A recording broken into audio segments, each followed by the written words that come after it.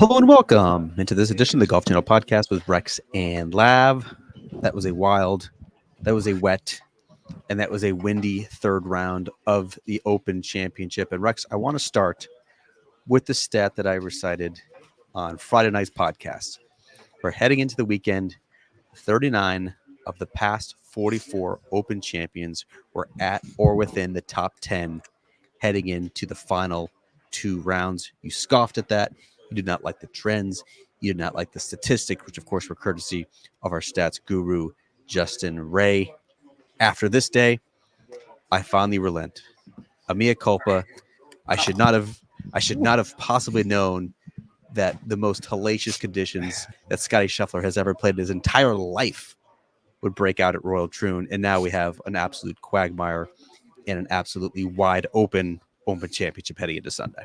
Look at you capitulate right off the top. You're not even going to wait for me to get into it, because I think the point I tried to make last night is we don't know. I guess we kind of did know what the weather holds for the guys teeing off in the afternoon. The weather was good in the morning, and we saw some really, really good scores from Justin Thomas and some others coming out early, firing, getting a lot of birdies on the board before the rain came and before the winds came. And by the time the leaders teed off and got towards the middle of their rounds, it became very, very difficult. That probably isn't the most difficult round most of these players have played, and Scottie did say it was the most difficult he's ever played, and then he stopped and he said, I probably shouldn't say that. Billy Horschel referred to a round at Carnage a few years ago. He referred to a round here in 2016 during this championship when he shot 85 on that Friday afternoon when we had that real lopsided cut. But it was not fun. And those are always enjoyable to watch from a spectator standpoint. I mean, it's kind of this perverse joy I think we all sort of sit into, because you want to see the best players in the world struggle. But when you hear Scottie Scheffler talking about hitting a good drive on the 18th hole today and then have a 3-wood in, no, I think it was a 3-iron in on 18, that came up 20 yards short or 20 paces short, that to me shows you how difficult this is. And keep in mind, the weather forecast called on Saturday for the temperatures to be slightly lower. They certainly called for rain throughout the mid to late afternoon. That certainly happened. The biggest difference, Rex, that happened on Saturday that I think was unexpected was the strength of the wind and the direction of the wind. If you look at what happened on the opening 9 holes, which is historically the easiest 9 holes at Royal Troon, there were still plenty of birdies to be made, even in the rain. What happened was once these players got to the back nine, which again is historically the more difficult 9 holes, the wind started gusting to 15 to 20 miles an hour. You couple that with temperatures that were in the 50s, and all of a sudden you have players going driver off the tee, driver off the deck, and being unable to reach par fours. You had Scottie Scheffler hitting 3-wood into 17 to a couple feet. You had Shane Lowry legitimately concerned that he would not be able to reach the fairway on the 18th hole. You just look at some of these 9-hole scores that you're seeing from these last couple of groups: 42, 38, 39, 40, 42, 40, 41, 40. Like these are the best players in the world who just got done having their rears kicked over the first 36 holes, which were entirely different conditions than they had played in practice rounds. But that was basically just the byproduct of wind. This was wind. This was cold. This was rain. This was hats turned backwards. This was basically throwing the yardage book out and just trying to hit as much club as you possibly could into these holes. It was a joy to watch, and I can't imagine it was a joy to play in. You are still on mute. I know this is your first time on Zoom. Appreciate you being a good teammate. I just looked this up, and this will show you how lopsided this was today. That the scoring average today was about a stroke and a half over par. All right, that's pretty good. Gives you an idea of how hard it was. On Thursday, when the wind was out of a different direction, but probably stronger than it was today, and we didn't have nearly as much rain, it was 3 strokes over par. So it's not as though the course itself statistically played harder over the course of the day, because again, this goes back to the idea that for the majority of the morning before you showed up, because you had other things to do this morning, it was a lovely day. I think you enjoyed that lovely day on another golf course somewhere in the area. It wasn't until a little bit after the leaders teed off that things really started to deteriorate. And I can only imagine Sam Burns sitting at home on his flat somewhere here in Troon, just laughing maniacally at the idea that, oh my, they're all coming back to me, because he finished about an hour and a half, maybe even more than that, before the leaders. and he was well outside the top 5, I believe, when he finished up his round. He's tied for second, and he won't be in the last group. I believe he'll be in the penultimate group. You did the math on this, so correct me if I'm wrong. But that's how difficult this was. And you're right. When you start to hear players talk about how difficult it is just to reach a fairway on a par 4, just to reach a green on a par 4 and 2, the way I think Billy Horschel's line was, there was 5 par 5s on the back 9, and that doesn't count 16. When you hear guys, when you have Shane Lowry play driver into 17, which is a par 3, and not reach the green, you get an idea of how difficult and demanding it was. Now, although I did capitulate in the first 30 seconds of this podcast, I do want to point out just how unexpected this was. And there was some, I think, deserved criticism I expected of RNA officials who probably did not foresee just how difficult it could be. Both Shane Lowry and Daniel Brown said they were shocked, if not disappointed, that some tees were not moved up in anticipation of this to make the best players in the world hit driver into par 4s and still come up short. That to me is probably a miscalculation on tournament officials. It starts to get a little bit towards goofy golf and not necessarily producing the best players per day. This is my favorite tournament of the year. I love the randomness. I love the bounces. I love the style of play. I love sort of the questions that Links Golf asked. However, Rex, I do think there's a segment of the golf fan population that doesn't like this, that thinks this is ridiculous, that you look at the breaks that some players get, whether you're late, early, late. Obviously, there's a big disparity between late, early.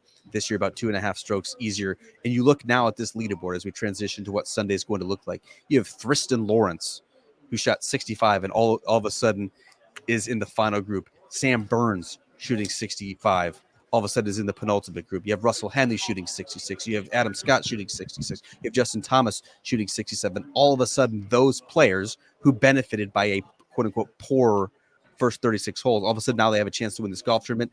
I don't have that sort of viewpoint, but I can understand why some golf fans think that this tournament is a little bit too fluky for their liking. No, and I get it. And look, not everyone likes vanilla. I get it. Maybe this isn't your cup of tea. And if not, then just don't watch it. And we'll be back to, what you're used to next week when you get back to the United States. I think that's the beauty. I think that's the genius of Links Golf, that you can end up with not only bad waves on Thursday and Friday when they're playing essentially for 14 hours. Of course, the weather's going to change. One wave is going to get better weather. One wave's going to get worse weather. We spent a lot of time talking about it earlier this week. But you can even do it on Saturday when you only have like a 8-hour tee time window. And I think that's kind of the beauty of it. It's the bounces. It's ending up on the wrong side. It's grinding it out. I think Justin Rose is a perfect example of why that side of the argument probably doesn't hold up, because Justin Rose has played on the wrong side of every single draw all 3 days. If you look at where he was Thursday and Friday, and certainly where he was today, and yet he grinded it out. He's probably playing better than anyone this week, and he'll start tomorrow a stroke off the lead. So I don't particularly buy into that mindset. Yeah, and keep in mind, to be very clear here, the players are not the ones who are grumbling about this. They may be joking about it. They may be joking about it in their flats once they get back home. But at least publicly, no one's kvetching about their bad luck. They basically figure if you're going to play the Open Championship 20 times, 10 times you're going to get on the bad side of the draw, 10 times you're going to be on the good side of the draw. I do think it makes for a very wide open, unpredictable Sunday that we do have on tap. Billy Horschel, Rex, is the 54-hole leader, just 2 top 10s in his major championship career. A 37-year-old who has won some big-time tournaments on the PGA Tour, former FedEx Cup champion, won some big-time titles on the DP World Tour as well, including the BMW PGA champion. How do you think Billy Horschel, in this spot for the very first time, will hold up under all of that Sunday pressure all of a sudden? Just to circle back around real quick, Billy Horschel is a perfect example of what you were just saying. Billy Horschel was on the wrong side of the draw back in 2016, and that was the second most lopsided draw in the history of this championship. And yet this week he was on the right side. So you like to think that, okay, it's going to all pay out eventually. I'm not quite sure it does. I like Billy's chances on Sunday for the reasons I think you and I were both a little bit surprised of when you start digging into the stats. And he had a really good putting day on Saturday. He needed to. I don't know. I think he got up and down 5 times on the second 9, maybe 6 times. All of them were pretty impressive. The only time he did not, I believe, is on the 18th hole when he missed the green to the left. That hasn't necessarily been his strong suit maybe the last few weeks. But if you look at what he's done this season, He's top 15 on tour in strokes gained putting. It's been his ball striking, really, that's been good this week. And he's needed to hit the ball in the center of the club face into these wins, especially today. And he has had a chance to do that. I don't have a lot of confidence, and I think you and I are probably going to agree on this one. I think if I look at that leaderboard and if I can point to someone that I can have any confidence at all, it's going to be Scottie Scheffler, even given the fact he's 2 strokes back. Yeah, just to keep it on Billy for a second, I think you and I were both surprised to learn that Billy Horschel, despite a putting routine and stroke that I think you would call being generous, somewhat unorthodox, he approaches his ball somewhat cautiously, somewhat timidly. He's sort of staggering back and forth, trying to get in there. He has a very rigid, awkward-looking cross-handed grip. But Billy Horschel, since 2017, has been a top 51 putter each and every season on the PGA Tour. I can't believe that method works, but it does work for him. I thought the short game shots that he flashed on the back nine in particular were amazing. Couple bunker shots, a couple of sick up and downs. That's the reason why he is in this position. I think it's basically just going to be a mental battle for Billy Horschel. He has made no bones about it that he has been too hard on himself throughout his career. He has suffered through many ups and downs, peaks and valleys, emotionally trying to get right, not trying to put too much pressure on himself. He evoked the word legacy a couple of times in his post-round press conference, knowing how much a legacy would mean, how much a major championship victory would mean to his legacy, while also admitting in the past that has sort of clouded his judgment or clouded the way that he thought about himself as a player. I think all of those feelings are very natural for a player of his ilk, for a player of his age to want to sort of have a capstone to his career of a major championship, just like Brian Harman did a year ago. I think that's very natural a thing to think about and to ponder. I'll be very curious to see, like Brian Harman a year ago, if he can put that sort of in the back of his mind and play championship golf. I think that's very much to be determined. Xander Schauffele, just a single shot back, to me has to be a serious threat. We talked about it, Rex, a couple of days ago. Xander Schauffele winning 2 major championships in the same season after being dogged for 6 or 7 years about the guy who could not close, about the guy who was basically just a bridesmaid. How much confidence do you have in Xander, knowing that he has done it more recently than anyone else on the top of that leaderboard, can pick off a second major on Sunday? Yeah, I know I leaned into Scottie, but I think I would put Xander just behind him just because what Scottie was doing coming into here. He was clearly the favorite. But talking with Xander after his round today, you have to love where his mind is at. He embraced what he faced today probably as well as Billy Horschel. And certainly he loved what he was doing. Scottie Scheffler, kind of the similar vein, Justin Rose. The guys that are on top of the leaderboards are the ones that love that type of grinding. I think Xander called it brute force. He said it's hard to maintain that, but when you get in conditions like this, you have to double down. And he said he actually picked up a little bit on that playing with Tiger Woods on Thursday and Friday. And as bad as things went with it for him on Thursday and Friday on his way to a missed cut, Xander said he kind of watched, and you watched that perseverance even under really, really bad circumstances. And clearly he didn't have his game. You're right. I mean, whatever it is, he learned at Valhalla that he can apply to Sunday, and even he didn't know. He said, this is going to be the first time I'm going to be in this situation, so he'll find out on his own. You have to think that you would put him and Scottie 1 and 1A simply because of what they've already accomplished in their career and what they're able to do with their games.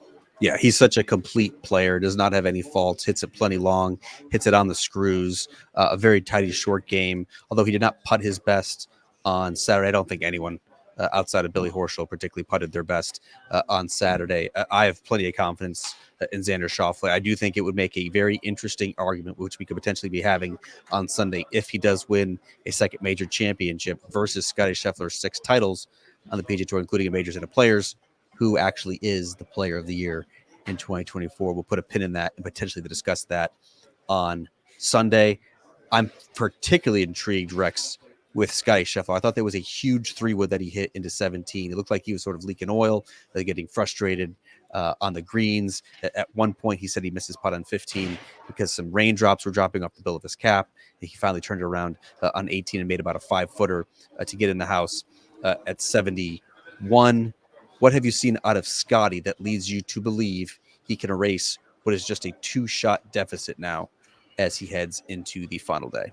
I think you and I are both going to agree on this. I don't think we've seen Scottie play his best golf this week, and yet he's still right there. There has been frustration. You're absolutely right, but he hasn't seen the shots that we're used to seeing him hit. We certainly haven't seen the putter pay off like we've seen over the course of the season on his way to 6 victories. If that's the case, you have to think, even if he doesn't have that special round on Sunday, it's still going to be a really good round. And I go back to speaking with his swing coach, Randy Smith, yesterday, that he's not the type of player.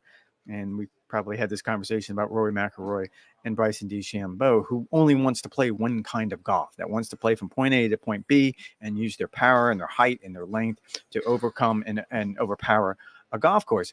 Scottie's not that way. He loves to work the ball in each direction. And talking with Randy Smith, he loves to see it come off in different windows. Most pros want to see it come off in the same window every single time. When it comes to Scottie, he wants to see it come off in the right window. And sometimes that's going to be low, under the wind, penetrating shots. We saw that today with the way he's using that 3-iron, which I know you love, and you can have that in your bag. And then sometimes when it calls for it, he can launch it high. And he kind of talked about it earlier in the week, trying to play it over the wind, which is sort of a weird philosophy. We'll see how that plays out. And let's face it, he's the guy with the most experience on that leaderboard. Xander has done it recently, but he hasn't done it as much as Scottie. Yeah, I still have, just like Xander, plenty of confidence. I think the putting is a concern, but if you look at it sort of on the opposite viewpoint, he cannot putt any worse than he has at least 2 of these 3 rounds, and yet he finds himself just 2 shots off the lead here, Rex. If this becomes a ball striking contest, if the wind does die down, we'll get to the forecast here in just a little bit, you have to think that he is probably the most capable of going 65, 66, leapfrogging some of the talented players who are ahead of him, thanks to our friend Justin Ray, who, again, was mentioned at the beginning of this podcast. Here is today's stat of the day. Since 1960, 92% of the winners at the Open Championship have been within 4 shots entering the final round. At this point, Rex, that is 12 players on the leaderboard.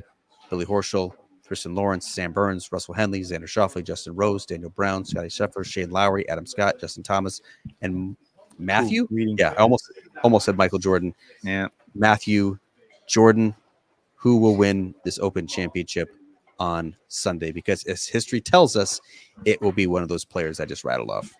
Didn't we just start this podcast with you talking about how history is never wrong, and yet it was wrong today? Clearly, I do think it's funny, and I want to rewind this. It's not wrong yet.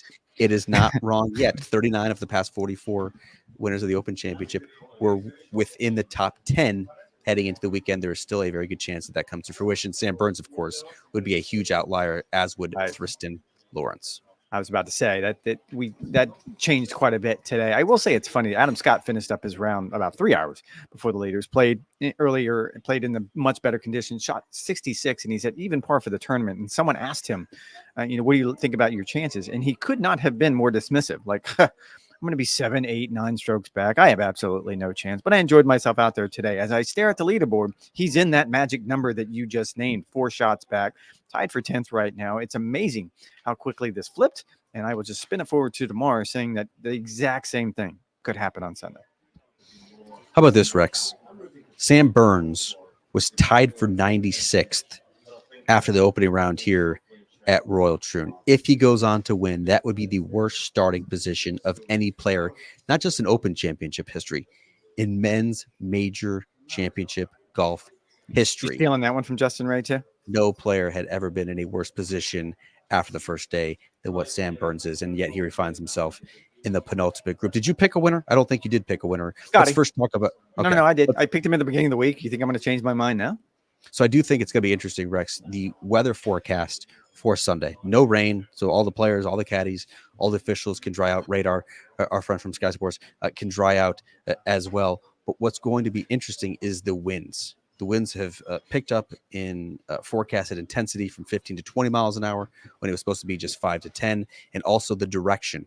It was northwest on Saturday. It's going to go back to southwest on Sunday. That's predominantly the wind that we saw over the first couple of days when the front 9 played more difficult, the back 9 played easier. I love this golf course with the more difficult back 9 playing in a more difficult wind like we saw on Saturday, but that does not appear to be the case on Sunday. I'm going for Xander Schauffele to be my champion on Sunday. Has the Open Championship pedigree, can hit all of the shots. He's putting it better than Scottie Scheffler has for the first couple of days here. And yet, and I also think the belief now that he now is imbued with after winning that PGA Championship just a couple of months ago can help carry him to a title. At this point, after this day, after the weirdness that has unfolded over these first 54 holes, honestly, I really don't know. That's an educated guess. At this point, it should be interesting to watch nonetheless. All right, that is going to do it for this edition of the Golf Channel podcast with Rex and Lab. You guys know the drill. NBCSports.com/golf. We have plenty of news, notes, and updates and stories previewing the final round in addition to this podcast. Rex and I will be back on Sunday night for a full edition and recapping the Open Championship on Sunday night, most likely from our flat in Troon before we head on to our respective journeys for the rest of the week. Thank you guys for listening. Thanks for the support. Talk to you guys in 24 hours. Enjoy the final round